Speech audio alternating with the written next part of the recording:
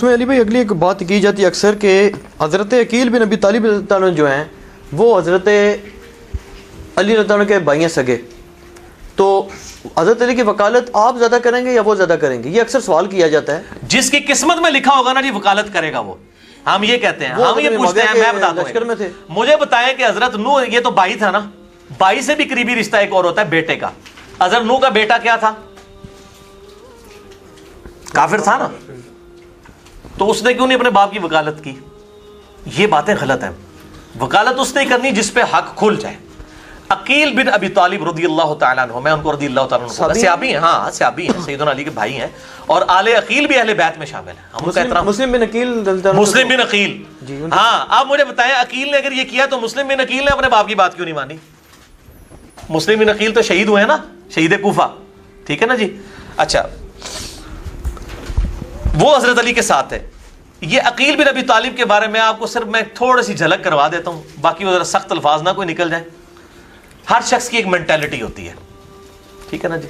جیسے حضرت عمر نے حضرت عثمان کے بارے میں کہہ دیا نا، وہ خدا عثمان پر رحم کرے کہ وہ قریبی رشتہ داروں کو نوازے گا. ابو داؤد 4656. اب میں بھی ایک ورڈکٹ دینے لگا ہوں حضرت عمر کی سنت پہ عمل کرنے کے لیے. صحیح مسلم میں ایک حدیث ہے کہ میں نے آج تک ویسے کبھی بیان نہیں کی ہے، کر دیں بات تو حدیث میں بولا کہ نہ بولا. اچھا، صحیح مسلم میں حدیث ہے کہ نبی صلی اللہ علیہ وآلہ وسلم سے پوچھا گیا کہ آپ یہ حج کے بعد، یہ چائے آئی ہے اور یہ بسکٹ وغیرہ، میں نے بسکٹ نہیں، میں صرف چائے تھے رکھو. آپ یہ بتائیے کہ یہ حج کے بعد، شاہ جی میرے الربو چال اور بسکٹ نہ لگ جانا. اچھا یہ بتائیے کہ حج کے بعد آپ مکہ شریف واپس آئیں گے یا مدینے میں ہی رہیں گے؟ یہ صحیح مسلم میں حدیث ڈھونڈنا بڑا آسان ہے. مکتبۃ شاملہ میں آپ عقیل لکھ دینا، ٹھیک ہے، عقیل نام کے بڑے تھوڑ لو تو یہ حدیث کھل جائے گی آپ کو مسلم شریف میں. نمبر نہیں بتا رہا میں، اس لیے بتا رہا ہوں جو مولوی ہیں ان کے لیے بتا رہا ہوں کہ مکتبہ شاملہ ڈھونڈ لینا. تو اڑے بزرگاں نے دسی، میں پہ دسنا. تو یہ بتائیے کہ آپ مکہ شریف واپس جائیں گے یا رہیں گے یا مدینہ سے واپس آ جائیں گے؟ تو آپ صلی اللہ علیہ وسلم فرمایا عقیل نے کوئی ہماری جداد چھوڑی ہے مکے میں؟ سب کچھ ہی بیچ کے کھا گیا. تو اس نے کچھ چیز چھوڑی ہو تو ہم مکے میں رہے. ہمارا تو مکان پورا بنو ہاشم کے ساری جداد بیچ کے کھا گیا عقیل ابن ابی طالب. تو ہم کہاں مکے میں رہیں گے، ہم مدینے واپس ہی آئیں گے. یہ میں نے آپ کو ہلکی سی جھلک کروائی ہے ایک مینٹیلٹی کی، ٹھیک نا جی. مینٹیلٹی، تھوڑی سی مینٹیلٹی بتائی ہے. یہ میں کوئی گستاخی نہیں کر رہا ہوں لیکن میں آپ کو بتا رہا ہوں. یہ عقیل بن ابی طالب حضرت علی سے بھی کہتے تھے میرا وظیفہ لگائیں. حضرت علی درویش وہ کہتے تھے یا تو انصاف ہوگا یا پھر میں گوشہ نشینی اختیار کروں گا. وہ فقیر آدمی، اس کو دنیا کو اس نے 3 طلاقیں دی ہوئی، اس سے جا کے اس کا بھائی وظیفہ مانگ رہا ہے. وہ کہہ رہے ہیں نہیں، تو جہاں وظیفے ملتے تھے وہیں جانا تھا نا اس نے، تو وہاں چلے گئے.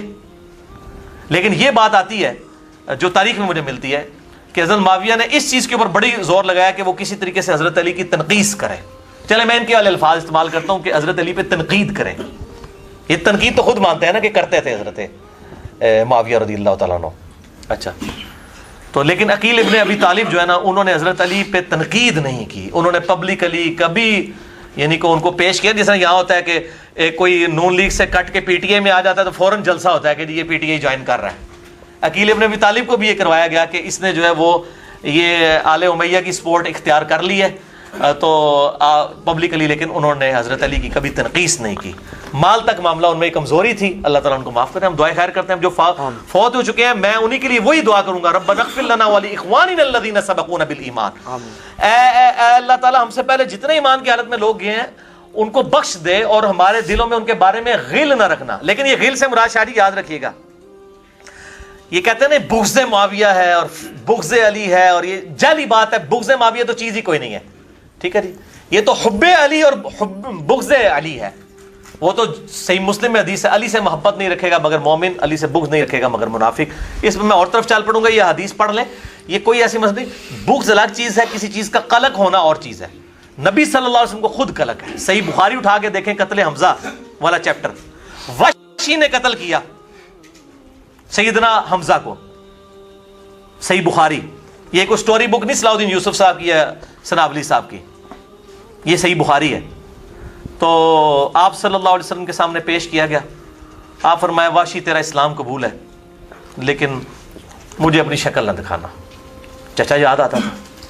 اب آپ تو وہ ہیں جن کے بارے میں قرآن میں حریص علیکم بالمؤمنین رؤوف الرحیم، آپ کے بارے میں تو تصور نہیں ہو سکتا آپ واشی کے لیے بغض رکھیں، لیکن آپ کو کیا قلق تھا کہ بالمؤمنین رؤوف الرحیم ہو کے بھی آپ نے کہا واشی شکل نہیں دکھانی. ٹھیک ہے، اب چچا سے تو زیادہ ہی محبت تھی نا حضرت حسین سے اور حضرت علی سے نبی صلی اللہ علیہ وسلم کو.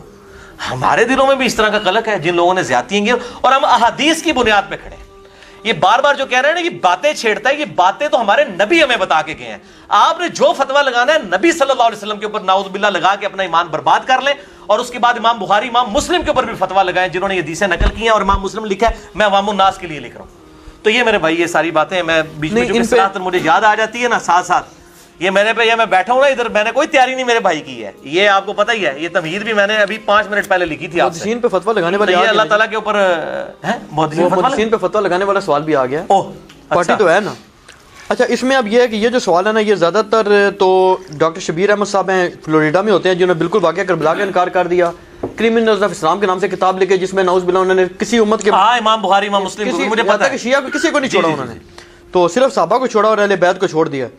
تو یہ ایک سوال پیش کیا جاتا ہے، وہ کہتے ہیں جی 2 باتیں ہیں. قرآن آپ کا واضح ہے بالکل کہ صحابہ آپس میں رحم دل ہیں اور ان کی تعریفیں کرتا ہے.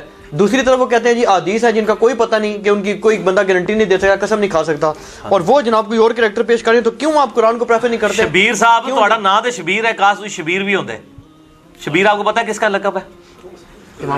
سیدنا حسین کا. نا دے شبیر ہے پر وہی گل ہے گیا نا کہ وہ نا تے عبداللہ ہے لیکن کام جڑے نے عبد الشیطان والے نے. تو شبیر صاحب سے یہ پوچھیں یہ قرآن میں جو آیا رحماء بینہم، قرآن میں یہ بات آئی ہے کہ یہ معصوم ہے، اور یہ رحماء بینہم جو ہے قرآن میں صلح حدیبیہ کے موقع پر یہ آیات نازل ہوئی ہیں، اس کانٹیکسٹ میں نازل ہوئی ہیں. رحم دل ہونے کا قطعاً یہ مقصد نہیں کہ ان میں اختلاف رائے نہیں ہو سکتا. ٹھیک ہے، تو یہ منکرین حدیث ہیں، ان سے تو یہ تو ہمارا مقدمہ ہی نہیں ہے، نہ یہ اہل سنت میں ہے نہ اہل تشیع میں. یہ اس چیز سے ان کو کہ قرآن میں رحماء بینہم تو پڑھتے ہیں. اسی طریقے سے ناسبی جو ہے وہ والا سورۃ الحدید سے پڑھتے ہیں کہ تمام کے لیے اللہ تعالیٰ نے اچھا وعدہ رکھا ہوا ہے سورہ تحریم سے. ٹھیک ہے، سب سے اللہ تعالیٰ نے اچھا وعدہ کیا ہے. یہ لوگ سورہ توبہ کیوں نہیں پڑھتے ہیں جس میں کہا گیا کہ سابقون الاولون من المہاجرین والانصار، یعنی کہ صحابہ کی 3 کیٹیگریز بتائی گئی ہیں. ایک جو شروع میں ایمان لے آئے، دوسرے پکے منافق، اور تیسرے ملے جلے اعمال کرنے والے. میں حضرت معاویہ کو، حضرت مغیرہ کو، عمر بن عاص رضی اللہ عنہم اجمعین کو اس تیسری کیٹیگری میں سمجھتا ہوں. ملے جلے اعمال، اچھے برے اعمال، اس میں آتا ہے اللہ تعالیٰ عنقریب ہے کہ ان کے ساتھ جو بھی معاملہ فرمائے گا وہ اللہ کے جو سابقون الاولون ہیں وہ ابو بکر، عمر، عثمان، علی رضی اللہ عنہم اجمعین، یہ سب لوگ ہیں. تو یہ قرآن سے یہ آیات کیوں نہیں پڑھتے؟ میں نے اس پہ مسئلہ 96 ریکارڈ کرایا ہوا ہے، اور بائی چانس اس دن میں نے یہی کپڑے پہنے ہوئے تھے، یہی پگڑی تھی کالی اور یہی ریڈ والا کرتا تھا. مسئلہ 96 عظمت صحابہ، رد المنافقین اور سنی شیعہ کے اختلاف کا تحقیقی جائزہ. ہم کہتے ہیں قرآن بھی صحیح نہیں یہ لوگ پڑھتے ہیں، قرآن ایک طرف سے پڑھتے ہیں. تو قرآن میں جو یہ 3 طبقات آئے ہیں سورہ توبہ کے اندر وہ کیوں نہیں بیان کرتے؟ پھر ہم پوچھتے ہیں یہ جو پکے منافق ہیں یہ کون ہے اور ملے جلے اعمال کرنے والے کون ہیں؟ ملے جلے اعمال اچھے بھی اور برے بھی. اور پھر اسی میں آیا سورۃ الحجرات میں کہ یہ اعراب کہتے ہیں کہ ہم ایمان لے کر آئے، آپ فرماؤ ایمان نہیں لے کے آئے، اسلام لے کے آئے، تو ایمان تمہارے دلوں میں داخل ہی نہیں ہوا. یہ کون تھے؟ بریلوی دیوبندی اہل حدیث شیعہ تھے جن کے بارے میں آیات آئی تھی. قرآن بات کر رہا ہے نا. اچھا پھر غلطی والا معاملہ سورہ آل عمران کے اندر کتنے صحاب سے اس معاملے میں غلطی بھی ہوگی، اللہ تعالیٰ نے ان کو معاف بھی کر دیا. تو رحم دل ہونے کا یہ معاملات نہیں ہے کہ وہ رحم دل ہونے کے باوجود بھی ایسے معاملات ہو سکتے ہیں کہ کبھی کسی کے ساتھ اختلاف رائے کی وجہ سے. اور سیدنا علی نے یہ کچھ کیا، میں بتا رہا ہوں ساری میں نے حدیثیں بتائیں کہ حضرت علی کی ایک ایک جنگ پہ مور لگائی ہے. اور سورہ حجرات کی آیت ہے کہ جب ایک مسلمان گروہ باغی ہو جائے تو اس کے ساتھ قتال کرو اور اس کو آمادہ کرو. تو حضرت علی نے وہی کام کیا، تو بالکل ٹھیک ہے. اچھا کہتے ہیں جی علی وہ جو ہے وہ تلوار لے کے دوڑ گیا ان کے اوپر. علی ڈیوٹی نبی صلی اللہ علیہ وسلم نے لگائی ہے تو ڈیوٹی کو نہ پوری کرے تو اسی ہوتے تھوڑے بھی تلوار. اچھا مجھے وہ پوچھتے ہیں علی بھائی آپ حضرت علی کے دور میں ہوتے تو کس کے ساتھ ہوتے؟ دیکھو میں کہ ہوں بھی تو یقین پہ آندا تھوڑے تو شک ہے کہ تسی نہ ہوندے خلیفہ راشد نال، لیکن میں تو خلیفہ راشد نال ہی ہوندا الحمدللہ. جو آج دفاع کر رہے ہیں اس وقت بھی انہی کی دفاع کرتے ہیں. ٹھیک ہے، اور دفاع کر کے ناسبیت پھیلا رہے ہیں. دیکھیں بغض معاویہ کسی حدیث میں نہیں تھا، علی سے حب اور علی سے بغض والی حدیث تھی، مسلم 240 نمبر. اور انہوں نے ایک جعلی محاورہ بنا، جیسے وہ بریلوی ہے نا، ان سے جب ہم کوئی دلیل مانگنا شروع کر دیتے ہیں نا وہ آگے سے شعر سنا دیتے ہیں. ٹھیک ہے نا، اس طریقے سے یہ اہل حدیثوں کے جو ناسبی ہیں نا، ان کو جب ہم کو دلیل کہتے ہیں تو وہ آگے سے محاورہ سنا دیتے ہیں، یہ بغض معاویہ ہے، حب علی نہیں ہے. تو آئیے تواڈے کو جو دلیل مک جائے گی تسی شعر ہی سناؤ گے تو محاورہ ہی سناؤ گے. بغض علی اور بغض اور حب علی یہی ہے حدیث میں. اور بلکہ سنن نسائی کے اندر وہ بڑی خطرناک حدیث ہے، 3009 نمبر سنن نسائی میں، حج کے موقع پہ تلبیہ کا بیان. جب وہ حضرت معاویہ کے دور میں لوگوں نے تلبیہ چھوڑ دیا تو ابن عباس کو بتایا گیا کہ تلبیہ کی آواز اس لیے نہیں آ رہی ہے کہ لوگ حضرت معاویہ کے ڈر کی وجہ سے نہیں پڑھتے. تو باہر نکلے ان کا لبیک اللہم لبیک. معاویہ کی ناک خاک آلود ہو، ان لوگوں نے بغض علی کی وجہ سے نبی کی سنت کو چھوڑ دیا. تو بغض علی تھا اور حب علی تھا، بغض معاویہ حب معاویہ تو کہیں بھی نہیں رہا تھا. یہ تو بات ہی نہیں تھی، تو جعلی باتیں. اور جو آگے سنن الکبریٰ البیہقی میں آگے الفاظ ہیں کہ اللہ کی لعنت ہو ان پر کہ انہوں نے بغض علی کی وجہ سے یہ چھوڑ دیا. تو یہ بس جعلی محاورے اور اس قسم کے شعر بنائے ہوئے ہیں اور اس کے اوپر چل رہے ہیں. جب دلیل نہیں ہوگی تو محاورے اور شعر ہی ہوں گے. تو یہ ڈکشنری کا محاورہ میں نے ویسے بھی سیدھا کر دیا، میرا کلپ چڑھا ہوا ہے. اچھا اور یہ بھی ہے یہ جو علی معاویہ بھائی بھائی، بالکل جعلی بات ہے. ابو بکر عمر عثمان و علی بھائی بھائی، علی معاویہ بھائی بھائی نہیں، نہ کبھی تھے نہ کبھی بعد میں رہے. وہ تو میں نے اس سے حدیث بتا دیا ہے کہ سیدنا علی کا قول المصنف ابن ابی شیبہ سے کہ قیامت والے دن معاملہ میرے اور معاویہ کے درمیان طے ہوگا. ٹھیک ہے، اور قنوت نازلہ پڑی ہوئی ہے، بھائی والی بات کوئی نہیں ہے. علی بھائی ایک اور جو سوال آپ سے کیا تھا وہ رہ گیا کہ حضرت امیر معاویہ رضی اللہ عنہ کو حضرت امام حسن، اور اس پہ عرفان شاہ مرزی صاحب ایک مناظرہ بھی بڑا مشہور ہے، وہ میرا خیال ہے کسی مقصد. اچھا ہاں وہ میں سوال وہ چھوڑ دو، مجھے سمجھ آ گئی. وہ آپ نے کہا تھا کہ وہ آپ نے اس میں سوال کر دیا تھا پہلے، یعنی وہ سارے معاملات کہ جانتے ہیں بھائی صلح حسن کیوں ہوئی تھی. جی ٹھیک ہے جی، تو وہ حضرت حسن کے کھاتے میں ڈال دیتے ہیں. میرے بھائی حضرت حسن نے اس لیے صلح کی تھی کہ حضرت معاویہ وہ کچھ کرتے جس کی بنیاد پہ قاتلین عثمان کا مسئلہ. تو ذرا یہ ہمیں ناسبی بتا دیں کہ حضرت معاویہ کے 20 سالہ دور میں کون سے تختہ دار پہ قاتلین عثمان چڑھائے گئے ہیں. ٹھیک ہے، میں یہ سمجھتا ہوں کہ حضرت حسن کی صلح جو ہے نا، یہ اگر نہ ہوتی تو حضرت حسین کی قربانی رائے گاں جاتی، کیونکہ اس 20 سالہ دور نے بتا دیا کہ معاملات کہاں پر خراب ہوئے ہیں. حضرت حسن نے صلح کی تھی شرائط کے اوپر، وہ شرائط نہیں بتاتے. اہل سنت کی تمام جتنی معتبر تاریخ کی کتابیں ہیں، ایون حدیث کی جو شرح کی کتابیں ہیں نا، سب سے مشہور کتاب جو ہے فتح الباری ہے، صحیح بخاری کی شرح، ابن حجر اسقلانی المتوفی 852 ہجری. یہ میں نے 72 حدیثوں میں بھی ڈالا ہے. ایڈا بم چھوڑ دیتا ہے نا ناسبیاں ہوتے، ایک قیامت تک روون گے. اس میں سب کچھ ڈالا ہوا ہے میں نے. صلح حسن والی حدیث بخاری سے ڈالی ہے 7109. آپ صلی اللہ علیہ وسلم نے فرمایا تھا یہ میرا بیٹا سید ہے، گود میں اٹھا کے. اس کی وجہ سے مسلمانوں کے 2 گروہوں میں صلح ہوگی، اس کی وجہ سے. تو یہ تو نہیں کہا کہ معاویہ کی وجہ سے صلح ہوگی. قربانی کس نے دی؟ حسن ابن علی نے. اس کی وجہ سے صلح، یہ قربانی کرے گا، اپنی مسند چھوڑ دے گا جس پہ امت نے چنا تھا. تو انہوں نے صلح کی، اس کے ساتھ شرائط 7109 نمبر حدیث بخاری فتح الباری میں اس کی آپ پڑھ لیں، وہ ساری شرائط تھیں. اور کئی شرائط ہیں، موٹی موٹی شرائط میں نے اس میں لکھی ہیں. الاستیاب ابن عبد البر کی کتاب میں موجود ہے. الاصابہ ابن حجر اسقلانی کی 8000 صحابہ کی جو اسد الغابہ کی انہوں نے شرح لکھی ہے الاصابہ، اس میں موجود ہے. البدایہ والنہایہ ابن کثیر میں موجود ہے. اور فتح الباری میں اسی حدیث 7109 کے تحت جس میں کہتے ہیں نہیں حسن نے پیسے لے کے صلح کی ہے، وہ الفاظ تو پڑھیں کہ انہوں نے کس طرح، انہوں نے پورے الفاظ اس پہ کلیئر کیے. ابھی ٹائم نہیں، جس کو شوق ہے یہ پڑھیں. پیسے لے کے صلح کی ہے، وہ تو انہوں نے ساری کے سارے معاملات کو پوائنٹ آؤٹ کیا ہے کہ اس وقت کیا ہو رہا تھا، کس طریقے سے گورنر جو ہے وہ خریدے جا رہے تھے. بہرحال یہ صلح کی شرائط سنیں. نمبر 1، حضرت معاویہ اللہ کی کتاب، رسول اللہ صلی اللہ علیہ وسلم کی سنت اور خلفائے راشدین کے طریقے کے مطابق نظام میں حکومت چلائیں گے. چلایا انہوں نے نظام حکومت، اللہ کی کتاب کے مطابق چلایا. صحیح مسلم میں پڑھ کے سنا دیتا ہوں. آپ تو یہ کریٹیکل حدیث ہے نا، لہٰذا میں مسلم سے سناتا ہوں کہ اللہ کی کتاب کے مطابق چلایا کہ نہیں. صحیح مسلم 4776. عمر بن عاص کو آ کے ایک بندہ کہتا ہے، بڑی لمبی حدیث ہے، کہ آپ ہمیں اطاعت امیر کے اوپر حدیثیں سناتے ہیں اور آپ کے چچا کا لڑکا معاویہ جو ہمارا حکمران ہے، یہ تو ہمیں کہتا ہے کہ ہم لوگوں کو ناحق قتل کریں اور لوگوں کا مال ناحق طریقے سے ہڑپ کریں. جبکہ اللہ تعالیٰ سورۃ النساء کی آیت نمبر 29 میں کہتا ہے کہ اے ایمان والو، لوگوں کا مال ناحق طریقے سے ہڑپ مت کرو اور ایک دوسرے کو قتل مت کرو. اب بتائیے ہم اللہ کی مانیں یا معاویہ کی مانیں؟ یہ صحیح مسلم ہے سنابلی صاحب ہے، یہ جھوٹی تاریخ نہیں ہے حکمرانوں نے لکھوائی ہوئی. صلاح الدین یوسف صاحب کے لیے بھی ہے 4776 صحیح مسلم. تو عمر بن عاص نے بھی سر جھکا لیا خاموش ہو گئے تھوڑی دیر کے لیے. پھر کہا جی معاویہ کی اطاعت کرو اللہ کی اطاعت کے اندر اندر، اور جس میں وہ اللہ کی اطاعت سے باہر ہو تم اس کی نافرمانی کرو. تو یہ پہلی شرط کا میں نے آپ کو انجام بتا دیا ہے کہ جی کتاب اللہ اور سنت کے مطابق، کتاب اللہ کے مطابق عمل ہوا. اچھا جی، دوسرا، اپنے بعد کسی کو جانشین مقرر نہیں کریں گے اور امت کو خلیفہ کے لیے انتخاب کو شورا پہ چھوڑیں گے. یہ بھی خلفائے راشدین کی سنت تھی، چھوڑی. بخاری اٹھا کے دیکھ لیں کہ اپنی زندگی میں تلوار کی زور کے اوپر اور زبردستی جو ہے وہ بیعت لینا شروع کر دی. صحیح بخاری 4827 نمبر حدیث ہے. مروان بن حکم نے کہا کہ امیر المومنین معاویہ بن ابی سفیان کو اللہ تعالیٰ نے یہ بات سجھائی ہے امت کے وسیع تر مفاد میں، وہ چاہتے ہیں اپنے بعد اپنے بیٹے کو خلیفہ نامزد کرتے ہیں. اور حاکم میں اور سنن نسائی الکبریٰ میں موجود ہے جس طرح کہ ابو بکر نے عمر کو کر دیا تھا. دیکھو عمر بیٹے تھے ابو بکر کے. یہ پوری روایتیں میں پھر اور پاسے ٹور پاؤں گا، جس کو شوق ہے یہ پڑھیں. میں نے اس میں یہ ساری روایتیں لکھی ہیں میرے بھائیوں، ساری کی ساری روایتیں. تو یہ ان لوگوں نے دھوکہ دیا ہے، اور یہ کوئی انہوں نے پھر شورا کے اوپر نہیں چھوڑا، زبردستی جو ہے وہ امت کے اوپر وہ سب کی ساری چیزیں جو ہیں وہ مسلط ہو گئیں. اس کے بعد سنیں تیسری شرط، سیدنا علی کی جماعت کے لوگ جو صلح کے بعد ہتھیار ڈال چکے ہیں. یہاں پہ بھی پیپلز پارٹی کی حکومت آتی ہے، مسلم لیگ کے لوگ فارغ، مسلم کی حکومت آئی، پیپلز پارٹی کے لوگ فارغ.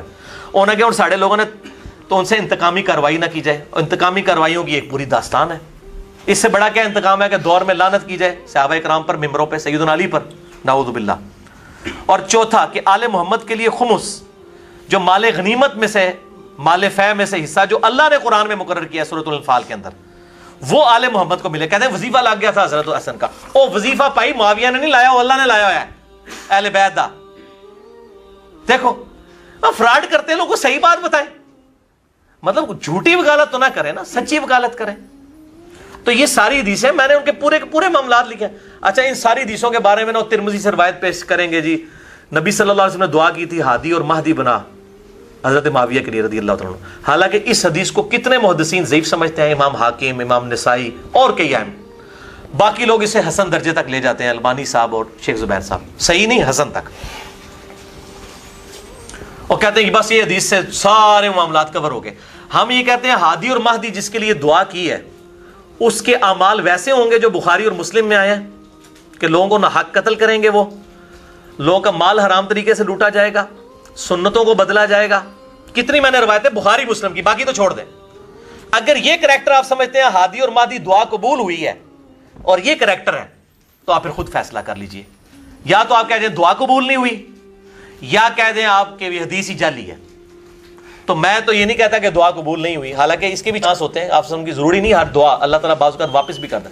ہم دوسری طرف جاتے ہیں کہ یہ حدیث، ہم ان محدثین کے ساتھ ہیں جو اس روایت کو صحیح نہیں سمجھتے، وہ فٹ ہی نہیں بیٹھتی اس کے ساتھ، ان اعمال کے ساتھ نہیں نا فٹ بیٹھتی. اگر بیٹھ جائے تو ہم مان لیں، ٹھیک ہے. اور دوسری روایت جو مسلم میں ہے کہ خدا اس کا پیٹ نہ بھرے، اور اس کے ساتھ وہ کہتے ہیں کہ جی اوپر حدیثیں پڑھے، اوپر لکھا ہوا ہے کہ نبی صلی اللہ علیہ وسلم نے کہا کہ میں بھی ایک انسان ہوں، اگر کسی کے لیے بدعا کر دوں تو اے اللہ اس کو دعا بنا دینا. تو یہ حضرت معاویہ کو دعا دی ہے نبی صلی اللہ علیہ وسلم نے. اچھا، اور پوری گل پڑھو، اس میں الفاظ ہیں کہ اگر وہ اس چیز کا اہل نہ ہو جس کو میں بدعا دے رہا ہوں، اگر اہل نہ ہو تو پھر دعا بنا دینا. اگر وہ اس بدعا کا اہل تھا پھر وہ بدعا ہی رہے گی. اور اس معاملے میں بدعا رہی، کیونکہ اسی کا طریق جو دلائل النبوہ میں، یہ میں نے سارے ڈالے ہیں امام بہیقی کی کتاب میں، اس میں راوی آگے کہتا ہے کہ نبی صلی اللہ علیہ وسلم کی دعا ان کے حق میں قبول ہوئی اور معاویہ کا پیٹ پوری زندگی نہیں بھرا. اور یہ روایت آدھی لکھی، شیخ غلام مصطفیٰ ظہیر نے بھی آدھی لکھی، حضرت معاویہ کے دفاع پہ 150 صفحہ کالا کیا، اور یہ والی روایت آدھی لکھی. آگے راوی کا فام بتایا نا، سلف کا فام، پوری زندگی پیٹ نہیں بھرا. ٹھیک ہے جی. تو یہ باتیں کرتے ہیں لیکن وہ آدھی باتیں بتاتے ہیں. ہم احترام کے دائرے کے اندر. اب یہ کہیں گے جی جب ڈسکس کر رہے ہیں تو میرے بھائی علم کے میدان میں جذبات تو نہیں ہوں گے نا، چیزیں ڈسکس ہوں گی. میں پھر کہوں گا کہ اہل حدیث سب سے بڑے گستاخ ہیں صحابہ کے، اگر یہ رول مان لیا جائے. یہ ہر ممبر پہ کہتے ہیں کہ حج تمتع پہ پابندی لگی، حضرت ابن عمر نے مخالفت کی، اور ان کا میرے باپ پہ تو شریعت نازل نہیں ہوئی ہے، اور طلاق کے مسئلے میں تو بڑی گستاخی کرتے ہیں حضرت عمر کے معاملے میں.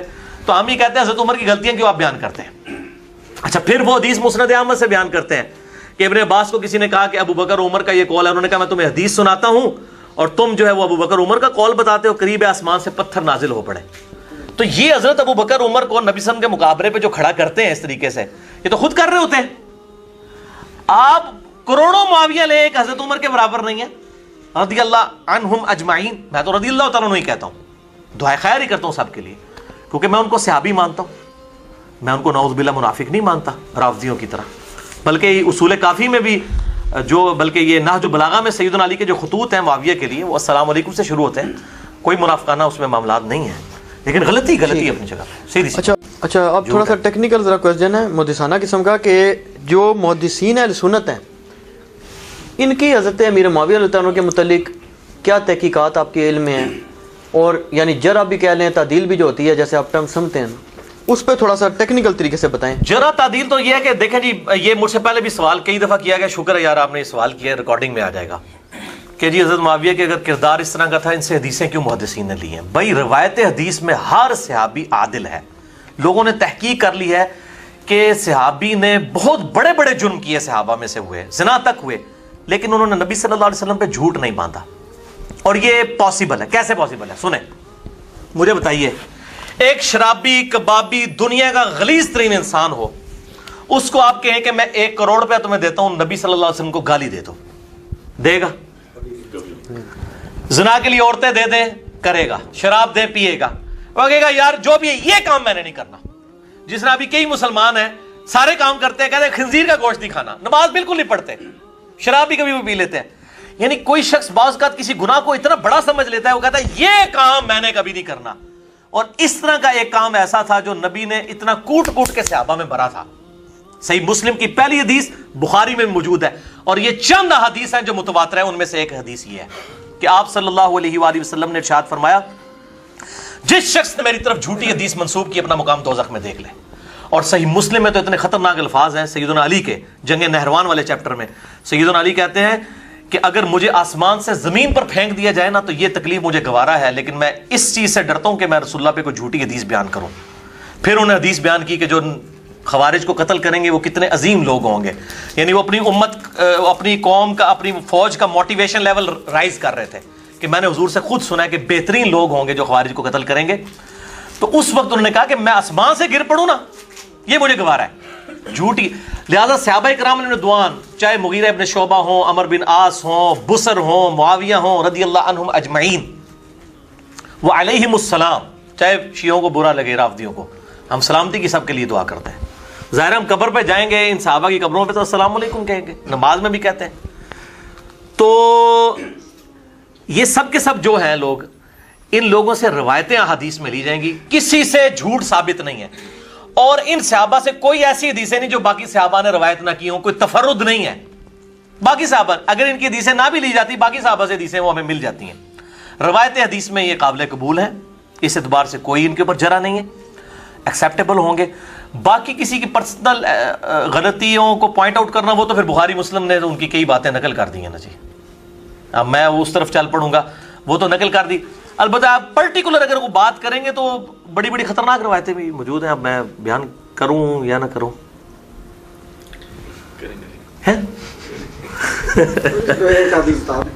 ایک آدھ بتا دیتے ہیں آپ کو, ویسے تو بہت ساری ہیں.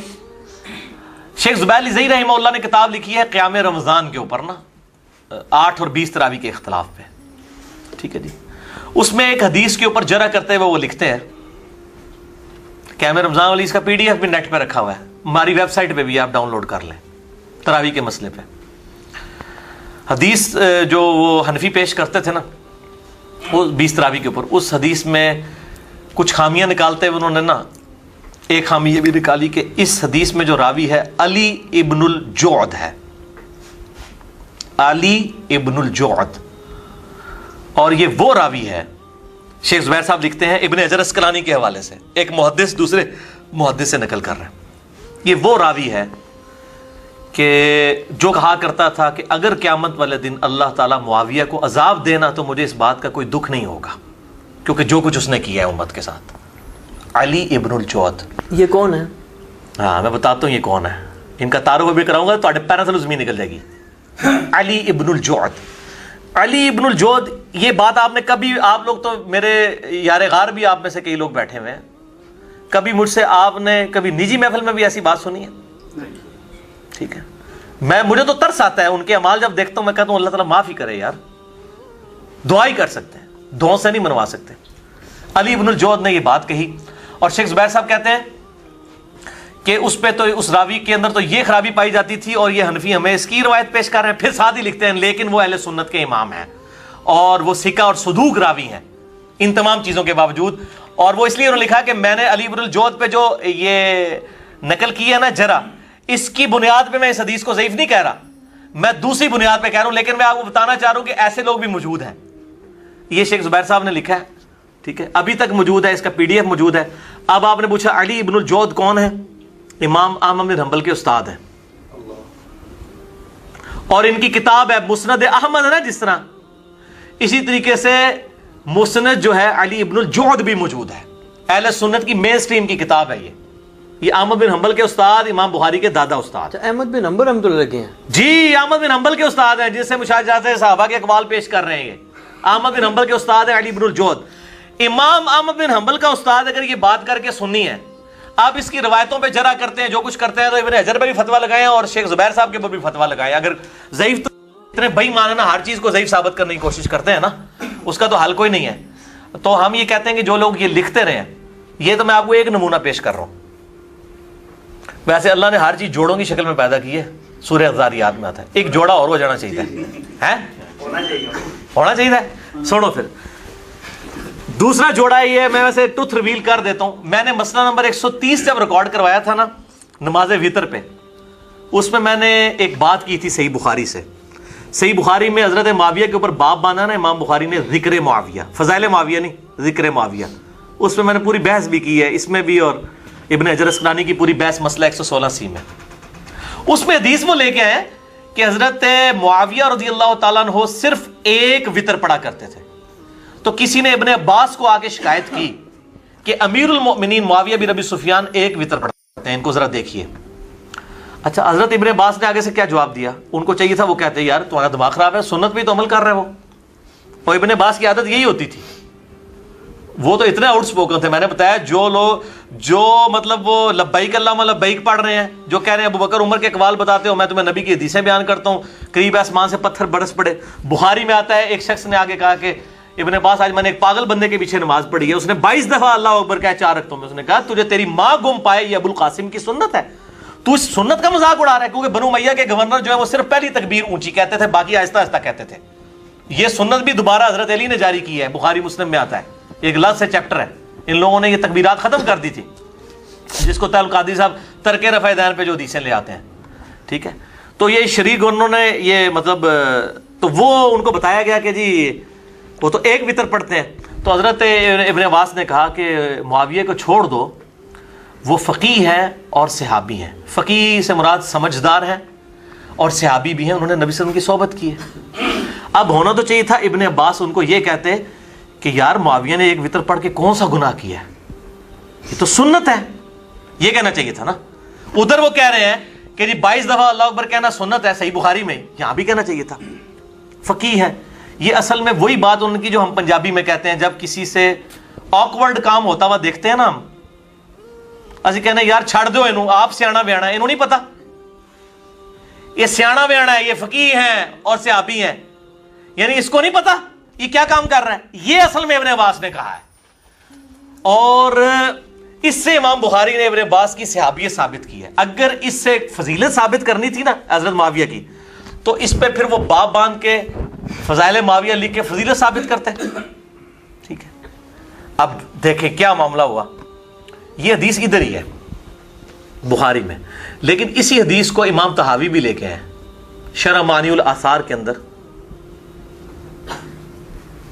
اور وہاں پہ بڑے خطرناک الفاظ موجود ہیں امام طحاوی کی, اور امام طحاوی نے اس حدیث کو صحیح بھی کہہ دیا کہ جب ابن عباس کو یہ بات بتائی گئی نا آ کے کہ معاویہ تو ایک وتر پڑھتے ہیں, تو انہوں نے کہا اس گدھے سے پوچھو اس نے یہ طریقہ کہاں سے نکالا ہے. یہ الفاظ ہیں ابن عباس کے, اور امام طحاوی نے اس کی توثیق کی ہے. یہ میں اس لیے کہہ رہا ہوں کہ پھر امام طحاوی پہ بھی رافضیت کا فتویٰ لگائیں, المتوفیٰ 321 ہجری والے سنت کے امام ہیں. ابن عباس پہ بھی لگائیں, انہوں نے الفاظ یہ ضعیف کرنے کی ثابت کرنے کی کوشش بھی کریں گے. میں پہلے ہی بتا رہا ہوں کہ ضعیف کریں گے تو طحاوی مر جائے گا, طحاوی نہیں پھر سنی رہندا. جب طحاوی نو بچاؤ گے تو پھر دوسری گل ٹھیک ہوئے گی, اور دوسری بات ہی ٹھیک ہے. یہ ابن عباس کی عادت تھی. وہ اس کو بھی کہتے ہیں نا تیری ماں تو جب روئے تو کہہ رہا ہے 22 دفعہ اللہ اکبر کہا. وہ تو بخاری میں. یہ طاہوی جو ہیں یہ ساروں کے امام ہیں یا خالی؟ نہیں اہل سنت کے امام ہیں.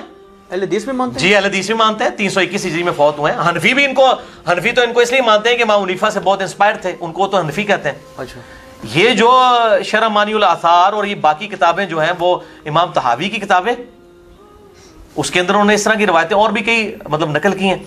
تو امام طحاوی کی یہ کتاب, اور میں نے مسئلہ 130 وطر والے میں بتایا تھا کہ جب سے مجھے ایک حدیث پتہ چلی ہے نا تو میں ہمیشہ 3 وطر ہی پڑھتا ہوں. میں نے کبھی 1 وطر نہیں پڑھے, اگرچہ میں اس کو جائز سمجھتا ہوں.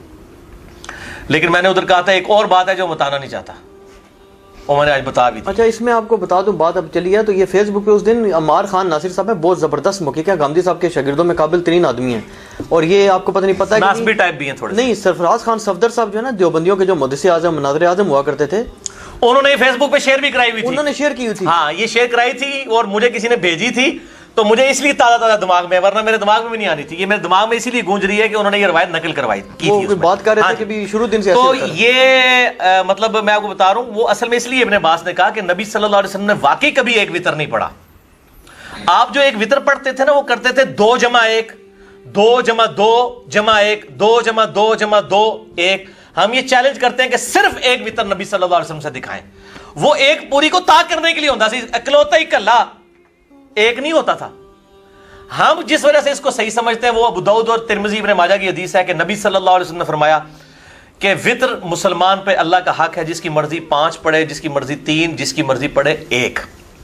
اس کی سے ہم اس کو جواز کی حد تک مانتے ہیں.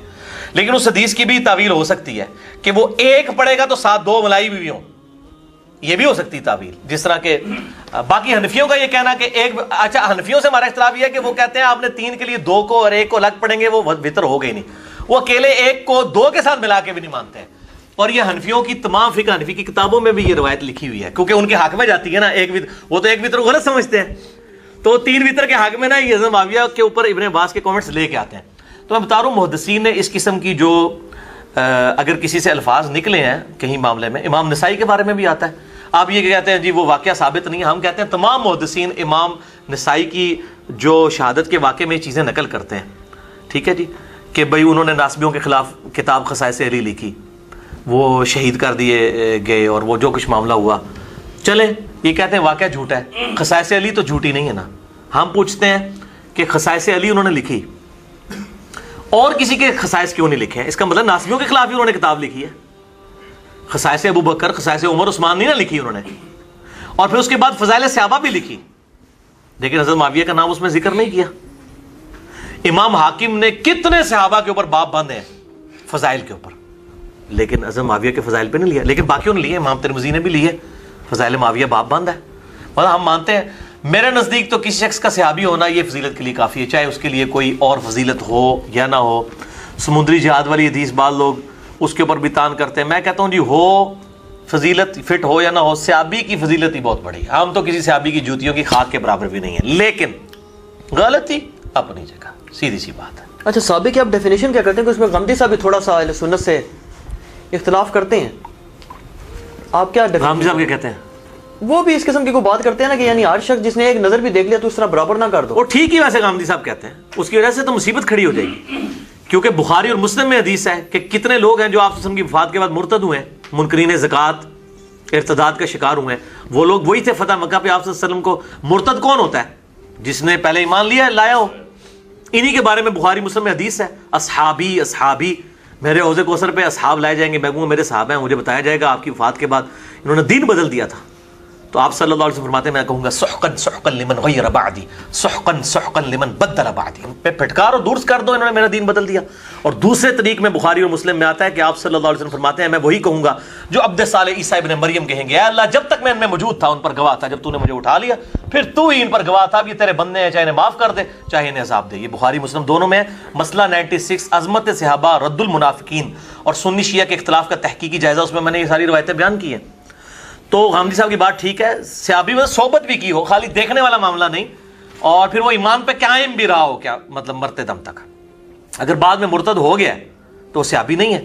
اس طریقے سے آپ کی زندگی میں زندہ تھا, کافر تھا, بعد میں مسلمان ہوا ہے, وہ بھی صحابی نہیں. کعب بن احبار, آپ کی زندگی میں ایمان لایا لیکن آپ کو دیکھا نہیں، وہ بھی صحابی نہیں جیسے ویسے کرنی، صحیح مسلم میں آتا ہے. تو واقعی مطلب وہ غامدی صاحب کی بات جو ہے وہ دل کو لگنے والی ہے. اور اہل سنت میں ابن حجر اسقلانی وغیرہ ان کا بھی یہی موقف ہے کہ جس نے صحبت بھی کی ہو اور وہ اس طرح کے معاملہ. باقی وہ صحابی والا معاملہ تو ورنہ تو وہ جو رافضی ہیں وہ تو اصحابی اصحابی کے اوپر ان کے مطلب وہ تو خلفائے راشدین کو نعوذ باللہ بیچ میں ڈال دیتے ہیں. اور اسی طریقے سے صحیح مسلم میں بڑی خطرناک ایک روایت ہے 7035 جس میں عمار بن یاسر سے پوچھا گیا آپ جو علی کا ساتھ دے رہے ہیں کیا رسول اللہ نے آپ سے فرمایا تھا صلی اللہ علیہ وسلم؟ آپ نے فرمایا رسول اللہ صلی اللہ علیہ وسلم نے ہم سے کوئی ایسا عہد نہیں لیا تھا اس معاملے میں سوائے اس ایک عہد کے جو حذیفہ ابن یمان کو آپ نے بتایا تھا کہ میرے اصحاب میں 12 منافق ہیں. اب اس پہ لوگ بحثیں کر رہے ہیں کہ عمار بن یاسر یعنی علی معاویہ کے جھگڑے میں منافقین کا ذکر کر رہا ہے تو وہی معاویہ پہ منافقت کا فتویٰ لگا رہے ہیں. میں سمجھتا ہوں کہ یہ زیادتی ہے. جب تک بالکل کلیئر کٹ کوئی بات نہ ہو، اگر عمار کو خود نام نہیں پتا تھے، وہ تو خود کہا عمار حذیفہ کو پتا ہے، اگر کوئی خاص بات بتائی حذیفہ کو بتائی، باقی پوری امت کو جو بتایا وہ بتایا. یہ حضرت حذیفہ کی شہادت بھی ہوئی تھی غالباً انہیں جنگوں میں ہوئی ہے کہیں؟ نہیں حضرت حذیفہ کاش زندہ رہتے. حضرت حذیفہ تو حضرت علی کی خلافت سے کچھ دن پہلے ہی فوت ہو گئے تھے. بارہ اپنے بیٹے کو نصیحت کر کے گئے کہ بیٹا علی کے ساتھ رہنا، کیونکہ رازدار رسول تھے نا، ان کو پتا تھا.